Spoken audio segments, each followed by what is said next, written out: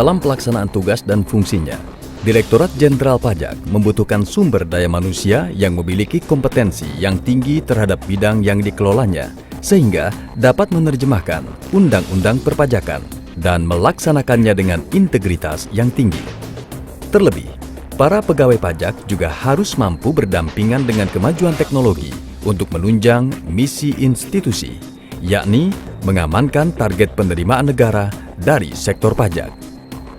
Dimulai dari rekrutmen, lalu kemudian kita berbicara tentang bagaimana kemudian kita melakukan pengembangan terhadap pegawai, lalu kemudian pola karir pegawai, lalu kemudian kita berbicara tentang bagaimana kita memberikan penghargaan kepada pegawai. Tugas yang diemban para pegawai pajak tidaklah ringan. Karena itu, Ditjen Pajak berusaha untuk melakukan pola rekrutmen yang ketat dan membangun kompetensi para pegawai melalui pelatihan yang dilakukan secara berkala.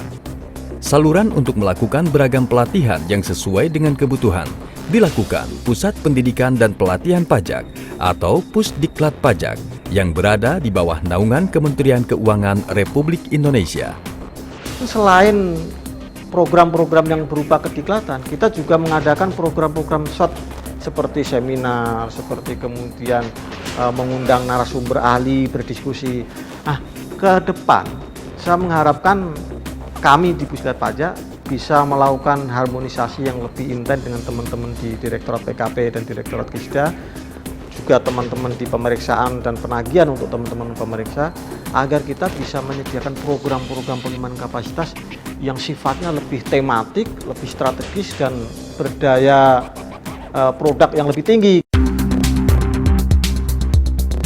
Untuk merealisasikan target penerimaan pajak yang mengalami peningkatan setiap tahun, salah satu rencana Direktorat Jenderal Pajak adalah menambah pegawai pajak yang dilakukan secara bertahap hingga 5 tahun ke depan. Rencana tersebut diantisipasi Pusdiklat Pajak dengan melakukan diklat teknik substansi dasar perpajakan agar para pegawai baru siap untuk melakukan tugas dan kewajiban mereka.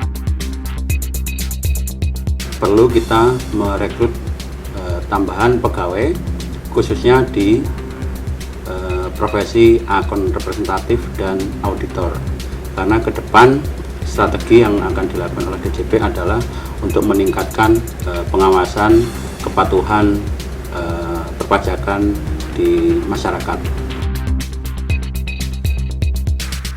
Selain penambahan pegawai, Direktorat Jenderal Pajak juga telah banyak melakukan perubahan organisasi dengan pola mutasi yang cepat.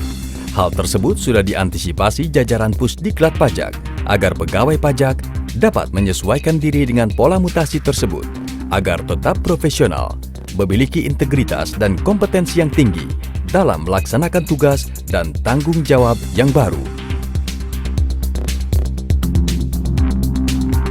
Karena dinamika organisasi kita yang sedemikian hebat, kita jangan lagi berbicara tentang fungsional. Jangan-jangan kita harus melakukan defungsionalisasi.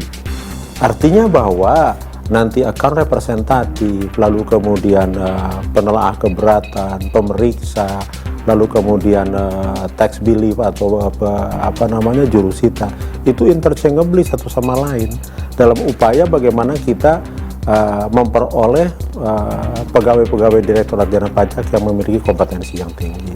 Ketika pola mutasi cepat dan juga teman-teman pegawai di Direktorat Jenderal Pajak dituntut untuk bisa movable, pindah-pindah, nah, kami sudah berdiskusi dengan teman-teman di Direktorat Kisda, di Subdit KPKP, di kompetensi dan pengembangan kapasitas pegawai, selaku yang membuat standar kompetensi jabatan. Kami di Pusdiklat Pajak menyediakan diklat-diklat yang dikhususkan bagi para pejabat baru. Tantangan perkembangan teknologi informasi dalam penerapan administrasi perpajakan juga dijawab Direktorat Jenderal Pajak dengan memberikan pelatihan jangka panjang dan pendek kepada pegawai pajak. Saat ini kita sudah melakukan pelatihan-pelatihan, ya, sedang mengembangkan pelatihan-pelatihan terkait dengan aspek-aspek teknologi transaksi di internet, ya, e-commerce dan lain-lain. Sementara terkait dengan perkembangan globalisasi, terkait dengan transaksi perdagangan internasional, kita sudah cukup lama, bahkan mungkin sejak 2008 kita sudah mengembangkan tim, mengembangkan pelatihan dan membentuk tim-tim yang bekerja di area perdagangan internasional, seperti masalah yang terkait dengan transfer pricing, advance payment agreement, dan lain-lain. Profesionalisme, kompetensi, dan integritas yang tinggi dari para pegawai pajak sangat dibutuhkan demi tercapainya target penerimaan negara dari sektor pajak. Namun, hal tersebut takkan berarti tanpa adanya kesadaran dari masyarakat Indonesia untuk melakukan kewajiban perpajakannya sesuai dengan undang-undang yang berlaku.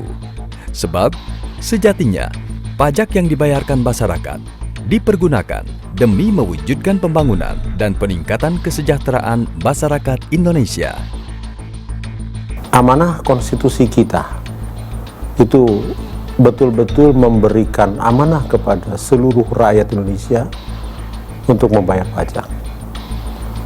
Karena membayar pajak itu dimensi lain daripada bela negara.